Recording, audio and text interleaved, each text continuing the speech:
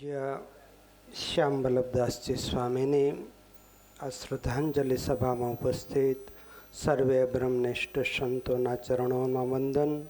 સૌ ભાવિક ભક્તોને ભાવથી જય સ્વામિનારાયણ. પૂજ્ય શ્યામ વલ્લભદાસજી સ્વામી, એને શું ઉપમા આપવી? શ્યામ વલ્લભદાસજી સ્વામી એક અજોડ સંત. જેમ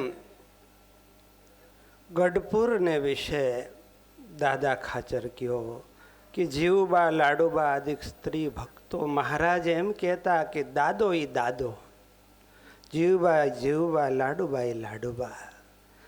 એમ પૂજ્ય શ્યામ વલ્લભદાસજી સ્વામી એમની જે સેવા આજે, અને સેવા તો બધા જ કરે, પણ સેવા કરતા કરતા જે મગજ ઠંડુ રાખવું, માથે બરફ રાખીને કામ કરવું ને એ બહુ કઠણ કામ છે.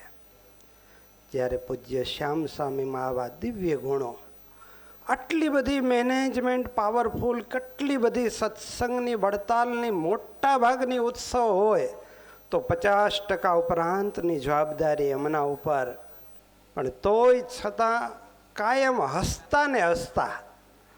અને કોઈ પણ સંત કે હરિભક્ત નાનો હોય કે મોટો હોય એને પ્રેમથી જવાબ આપવાના.